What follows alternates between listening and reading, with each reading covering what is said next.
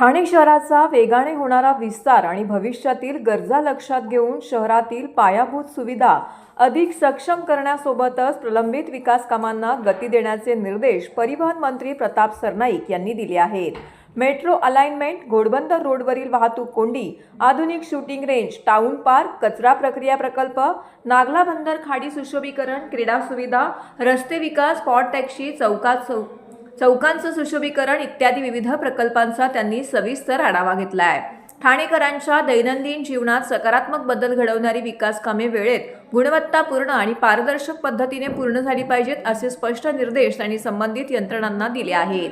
ठाणे महानगरपालिकेच्या स्थायी समिती सभागृहात परिवहन मंत्री प्रताप सरनाईक यांच्या अध्यक्षतेखाली आयोजित बैठकीस महापालिका आयुक्त सौरभ राव, अतिरिक्त आयुक्त प्रशांत रोडे यांच्यासह मेट्रो प्राधिकरण, मुंबई महानगर प्रादेशिक विकास प्राधिकरण, सार्वजनिक बांधकाम विभाग, वाहतूक पोलीस, वन विभाग, महाराष्ट्र सागरी मंडळ तसेच विविध संबंधित यंत्रणांचे वरिष्ठ अधिकारी उपस्थित होते। मेट्रो प्रकल्पात नागरिकांच्या हिताला सर्वोच्च प्राधान्य, घोडबंदर रोडवरील कोंडी फोडण्यासाठी कामांना वेग, वाघबीळमध्ये उभारणार आधुनिक शूटिंग रेंज, दिवाळीपूर्व क्रीडा सुविधा, ठाणेकरांच्या सेवेत महापालिकेच्या मालमत्तातून महसूल वाढीवरती भर, पॉट टॅक्सी आणि रिंग मेट्रोबाबत समन्वय, सर्व संबंधित यंत्रणांनी परस्पर समन्वय राखून ठाणे शहरातील विकास कामं कालबद्ध, पारदर्शक आणि गुणवत्तापूर्ण पद्धतीने पूर्ण करावीत असे निर्देश यावेळी परिवहन मंत्री प्रताप सरनाईक यांनी बैठकीमध्ये दिले आहेत।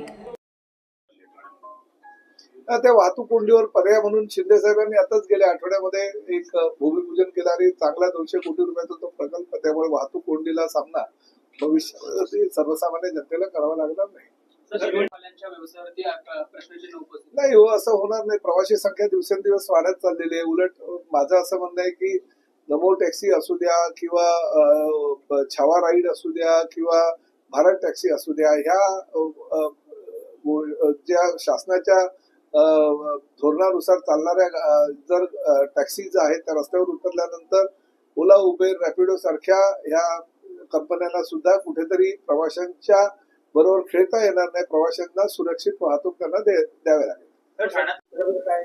षण्मुखानंद नाट्यगृह सगळ्यात मोठं नाट्यगृह म्हणून मुंबईत परिचित आहे। साधारण 2700 सिटिंग कॅपॅसिटी असलेले नाट्यगृह आहे आणि आपण राज्यातलं सगळ्यात मोठं असं म्हणता येणार नाही, परंतु जवळजवळ 2500 असं क्षमतेचं आणि 252 कोटी रुपये खर्चाचं नाट्यगृह वाघबीळ येथे सुविधा भूखंडावर उभारतोय। राज्य शासनानं सर्व पैसे 252 कोटी 80 लाख रुपये हे ठाणे महानगरपालिकेला देण्याचं मान्य केलं आणि त्यानुसार त्याचे GR सुद्धा पब्लिश झालेले आहेत। निविदा प्रक्रिया लवकरात लवकर करण्याच्या सूचना म्हणजे आठवड्याभरामध्येच त्या निविदा प्रक्रिया होतील असं आश्वासन मला आयुक्तांनी आता दिलेलं आहे। आपल्याला ही कल्पना आहे की एकनाथ शिंदे साहेबांच्या माध्यमातून हे एक स्वप्नातलं शहर बनवण्याचं त्यांचं मानस आहे आणि विविध विकास प्रकल्प राबवण्यासाठी सातत्याने ते पुढाकार घेत असतात। भले तो ठाण्यामध्ये कोस्टल रोड असू द्या किंवा ठाणे शहरामध्ये अंतर्गत वाहतूक व्यवस्था असू द्या, रिंग रेल्वे असू द्या, हे अनेक प्रकल्प शिंदे साहेबांच्या संकल्पनेतून तयार होत आहेत आणि ओळा माजिवडा विधानसभा मतदारसंघामध्ये जास्तीत जास्त निधी सुद्धा त्यांनी मुख्यमंत्री पदी असताना दिलेला आहे। त्या निधीचा विनियोग योग्य प्रकारे करणं हे लोकप्रतिनिधी म्हणून आमचं कर्तव्य आहे। त्या माध्यमातून कामाला सुरुवात केलेली आहे। प्रामुख्यानं आजच्या बैठकीचा महत्वाचा उद्देश म्हणजे गायमुख परिसरामध्ये 97 टन आणि नागला बंदर परिसरामध्ये 50 टन असं 147 टन कचऱ्याचं विकेंद्रीकरण करण्याचा प्रकल्प जो आहे तो जानेवारी पर्यंत कार्यान्वित होईल आणि हा पहिला प्रकल्प आहे की राज्य शासनाच्या निधीतून तो प्रकल्प 150 टन कचरा म्हणजे प्रामुख्याने घोडबंदर रोडचा सर्व कचरा हा एकाच ठिकाणी जमा केला जाईल आणि त्या माध्यमातून त्याचा खत प्रकल्प होईल आणि त्या कचऱ्याचं विकेंद्रीकरण होईल। त्यामुळे शहराच्या दृष्टिकोनातून हा अत्यंत महत्वाचा प्रकल्प आहे। त्याचा सुद्धा चालना आम्ही दिलेली आहे आणि तो सुद्धा जानेवारी पर्यंत पूर्णतः कार्यान्वित करण्याची जबाबदारी आयुक्तांनी घेतली आहे।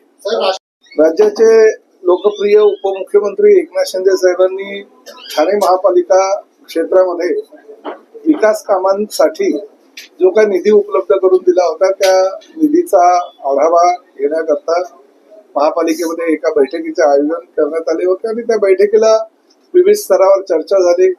ठाण्यातील रिंग रेल्वे प्रकल्प, ठाण्यातील पॉट टॅक्सी प्रकल्प, धर्मवीर आनंद दिघे साहेबांच्या नावानं होत असलेला जिमखाना, विविध ठिकाणी होत असलेले फुटबॉल टर्फ, तरण तलाव, वाघबिळे येथे होत असलेलं शूटिंग रेंज, त्याचबरोबर आप्पासाहेब धर्माधिकारी नाट्यगृह, असे विविध प्रकल्पाचा आढावा घेण्यात आला. त्या प्रकल्पाला लवकरात लवकर चालना मिळावी आणि त्या माध्यमातून सर्वसामान्य जनतेला ती खुली व्हावी. प्रामुख्यानं तरण तलाव आणि फुटबॉल टर्फ जे आहे ते दिवाळीपूर्वी लोकांना आणि प्रामुख्यानं शालेय विद्यार्थ्यांना त्याचा फायदा व्हावा यासाठी त्याचं लोकार्पण लवकरात लवकर करावं असा सूचना मी आयुक्तांना दिल्या आणि त्या पद्धतीनं आयुक्तांनी कामं विविध अधिकाऱ्यांना वाटून दिली आणि लवकरात लवकर साधारणतः दिवाळीपूर्वी हे सगळे लोकार्पणाचे कार्यक्रम पूर्ण होतील अशी ग्वाही मला दिली. साहेब सगळ्यात मोठं